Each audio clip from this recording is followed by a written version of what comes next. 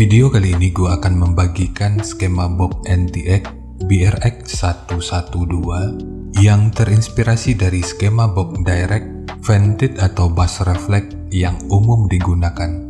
Skema ini dikhususkan untuk transducer speaker JIC dengan tipe LA12100.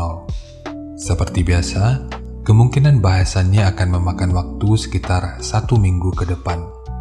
Meskipun tentu belum cukup untuk membagikan semuanya, namun sisanya akan gue selipin di sela publikasi skema yang lainnya.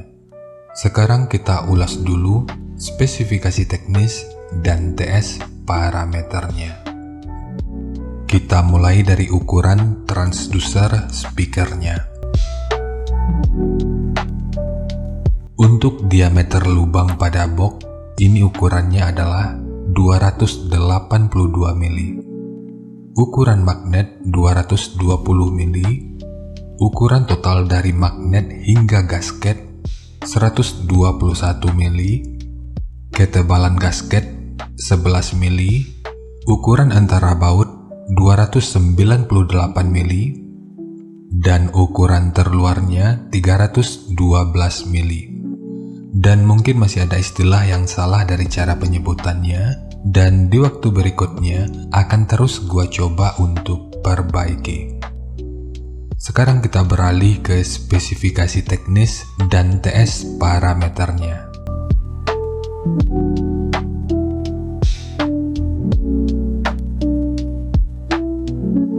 Kita mulai dari spesifikasi teknis. Untuk nominal diameter, ini ukurannya adalah 300 mm atau 12 inci. Impedansinya 8 ohm.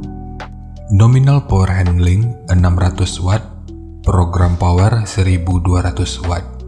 Jika lu masih ragu dengan perbedaan antara nominal power handling dengan program power ini udah pernah gua bahas pada video yang akan gua selipin pada pojok kanan atas video ini, atau nanti bisa juga dicek pada kolom deskripsi. Kemudian untuk sensitivitas pada 1 watt per 1 meter, ini 94,23 dB. Untuk rentang frekuensi, mulai dari 50,5 sampai 1500 Hz atau 1,5 kHz. Kemudian untuk ukuran voice coil 100 mm atau 4 inci. Untuk spesifikasi lanjutan bisa dilihat sendiri. Sekarang kita beralih ke spesifikasi utama, yaitu TS parameternya.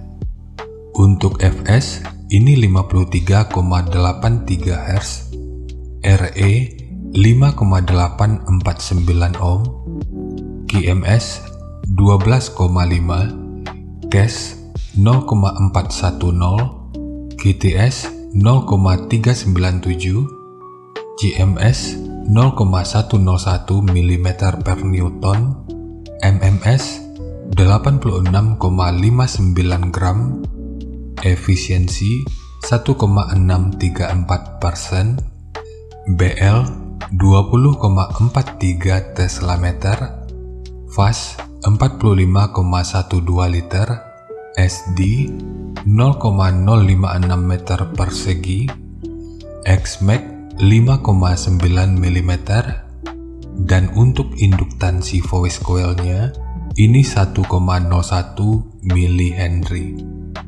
Dengan membaca parameter ini, meskipun rentang frekuensinya sampai di 1,5 kHz, namun karena ini dibekali voice coil 4 inci, gua pikir ini akan cukup mubazir kalau hanya dijadikan sebagai speaker two-way. Meskipun tentu ini akan bisa-bisa aja. Untuk ulasan lengkap terkait ukuran voice coil ini udah pernah gua bahas pada video yang nanti akan gua selipin pada pojok kanan atas video ini, atau nanti bisa juga dicek pada kolom deskripsi. Jadi rasa-rasanya ini akan lebih optimal jika kita gunakan sebagai low. Tapi ya kita lihat aja pada respon frekuensinya nanti.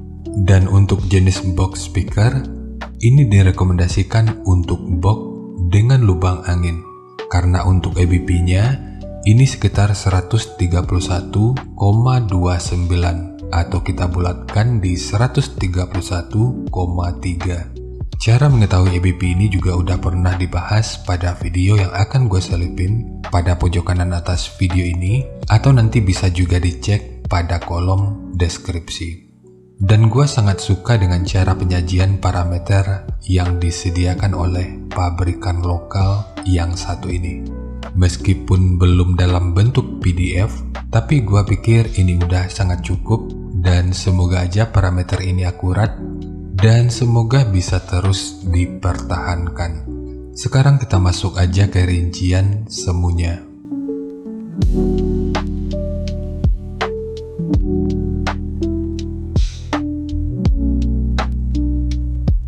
Untuk rincian semu, poin yang gua gunakan di sini adalah 500 watt pada minimum impedansi 7 ohm. Jika titik potong atas yang digunakan itu di sekitar 500 Hz, minimum impedansi yang direkomendasikan itu adalah 6 ohm. Kemudian rekomendasi titik potong bawahnya ini di 65 Hz, dan untuk atasnya boleh menyesuaikan. Dan ini sifatnya tentu nggak mengikat, jadi nanti bisa dicoba aja sesuai karakter yang diinginkan. Dan untuk slope nanti juga boleh menyesuaikan. Untuk titik potong frekuensinya ini memang tinggi, namun peranan port di sini diharapkan mampu memproduksi frekuensi yang lebih rendah. Jadi nantinya speaker akan bisa bekerja lebih enteng dan port juga bisa bekerja dengan semestinya. Kalau dipotong terlalu rendah, maka Xmax akan mudah tercapai, sehingga outputnya tentu akan mudah terdistorsi. Kemudian untuk puncak SPL-nya, ini diperkirakan mencapai sekitar 123 desibel. Dan harap diingat, semua ini merupakan rincian semu, jadi bisa lebih baik atau bisa aja lebih buruk dari yang diperkirakan. Karena efisiensi akhirnya itu juga akan dipengaruhi oleh beberapa faktor, apakah itu kerapian dan kepresisian dari pembuatan box, kualitas bahan, hingga equipment yang digunakan. Sebelum melanjutkan, harap baca deskripsi video, karena ada beberapa informasi tambahan terkait bahasan yang ada pada video ini.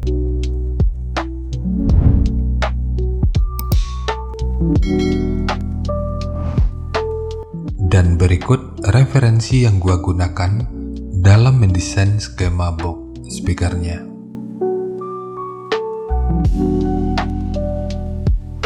Jadi dari transfer function magnitude ini kita bisa melihat, meskipun dipotong di 65 Hz, frekuensi 58 Hz ini udah bisa direspon pada minus 3 dB dan 65 Hz pada 0 dB. Kemudian untuk respon dari portnya, dengan daya 500 watt, pergerakan udara pada port puncaknya diperkirakan sekitar 16,1 meter per detik. Ini tentu masih aman dari kemungkinan chuffing. Jika pergerakan udaranya dibikin lebih rendah, maka port tentu harus dibuat lebih besar dan lebih panjang, sehingga ini akan berpengaruh juga ke ukuran fisik dan bahan yang akan digunakan. Jadi gua pikir ini seharusnya tentu udah cukup ideal.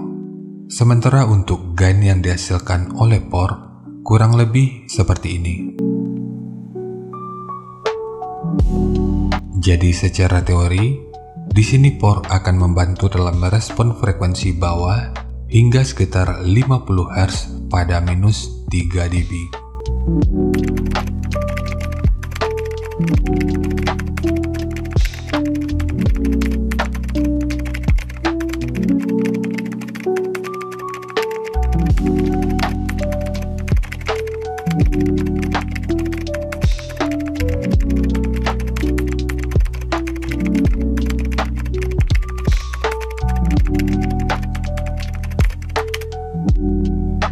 Sekarang langsung kita bahas aja skemanya.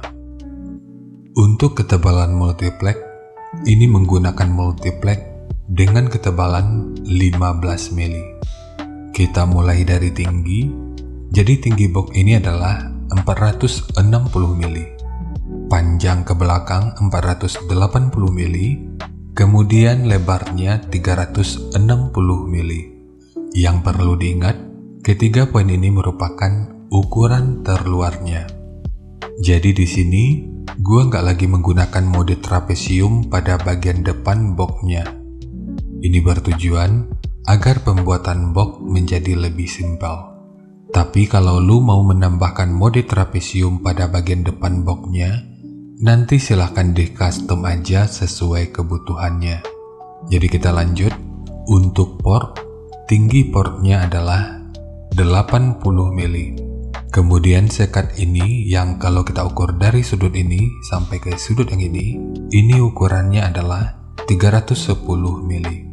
Kemudian untuk triplek dari dudukan speaker ini menggunakan dua lapis, satu sebagai dudukan utama dari transdusernya, dan satu lagi sebagai penguat dari dinding luarnya.